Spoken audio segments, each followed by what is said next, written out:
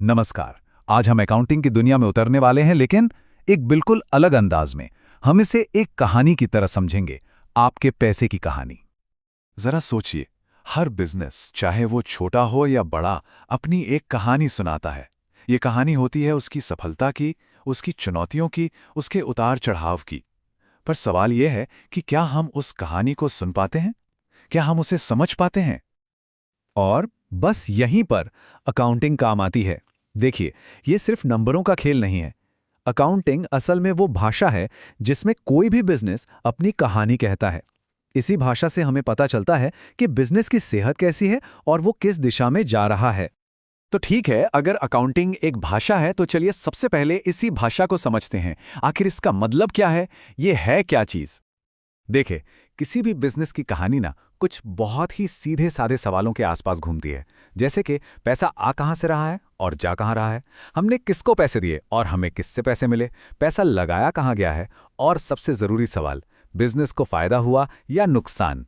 Accounting इन्हीं सब सवालों का एक सिस्टमैटिक जवाब देती है। अगर एकदम सीधे शब्दों में कहें तो अकाउंटिंग का मतलब है पैसे की कहानी को रिकॉर्ड करना। बस, हर लेन देन, हर ट्रांजैक्शन उस कहानी का एक शब्द है। और जब आप इन सारे शब्दों को जोड़ते हैं तो बिजनेस की पूरी तस्वीर सामने आ जाती है।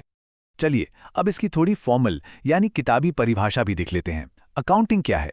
ये एक प्रोसेस है जिसमें आप फाइनेंशियल ट्रांजैक्शंस को रिकॉर्ड करते हैं, फिर उन्हें अलग अलग कैटेगरी में बांटते हैं और आखिर में उसकी एक समरी तैयार करते हैं। असल में ये कहानी कहने का ही एक स्ट्रक्चर्ड तरीका है ताकि आप बेहतर फैसले ले सकें। ठीक है, अब हम ये तो समझ गए कि अकाउंटिंग क्या है, लेकिन सवाल ये है कि ये कहानी लिखना, ये हिसाब किताब रखना इतना जरूरी क्यों है? इसकी क्या अहमियत है? जरा सोचिए, क्या होगा अगर कोई बिजनेस अपनी ये कहानी लिखे ही नहीं, अगर पैसे का कोई हिसाब किताब रखा ही ना जाए तो? देखिए, बिना अकाउंटिंग के ना बहुत बड़ी गड़बड़ हो सकती है। आप अपने खर्चों को कंट्रोल नहीं कर सकते। आपको कभी ठीक ठीक पता ही नहीं चलेगा कि आप असल में प्रॉफिट कमा भी रहे हैं या नहीं। टैक्स भरना एक सिरदर्द बन जाएगा और भविष्य की प्लानिंग करना तो लगभग नामुमकिन हो जाता है। और इसीलिए कहा जाता है कि अकाउंटिंग किसी भी बिजनेस की रीढ़ की हड्डी होती है। बिल्कुल वैसे ही जैसे रीढ़ की हड्डी हमारे शरीर को सहारा देती है, अकाउंटिंग बिजनेस को मजबूती से खड़ा रखती है और उसे आगे बढ़ने में मदद करती है। चलिए, अब थ्योरी बहुत हो गई। इन सारी बातों को एक बहुत ही आसान असल जिंदगी के उदाहरण से समझते हैं। इससे सब कुछ एकदम साफ हो जाएगा। मान लीजिए एक टैक्सी ड्राइवर हैं। हर रोज वो अपना एक छोटा सा बिजनेस चला रहे हैं ना, और आपको शायद पता ना हो, पर वो भी हर रोज बेसिक अकाउंटिंग का इस्तेमाल करते हैं। कैसे? बहुत आसान है। स्टेप 1, वो दिन भर में कमाए गए सारे किराए को नोट करते हैं। ये हो गई उनकी इनकम यानी आय। स्टेप 2, फिर वो पेट्रोल और गाड़ी के छोटे मोटे रख रखाव पर हुए खर्च को लिखते हैं। ये हो गए उनके खर्चे।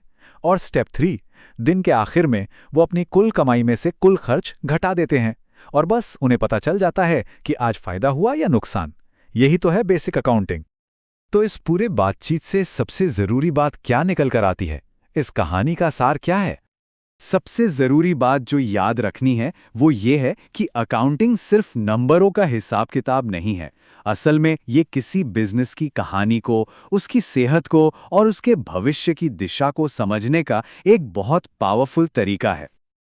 और हाँ, ये तो बस एक शुरुआत है। हमारी इस सीरीज के अगले हिस्से में हम अकाउंटिंग के सबसे जरूरी फॉर्मूले यानी अकाउंटिंग इक्वेशन के बारे में बात करेंगे। ये इस पूरी कहानी की नींव है, तो उसे मिस मत कीजिएगा। तो अब एक सवाल आपके लिए, अगर आपका बिजनेस एक कहानी सुना रहा है तो वो कहानी क्या होगी, और क्या आप उसे सुनने और समझने के लिए तैयार हैं? इस पर जरूर सोचिएगा।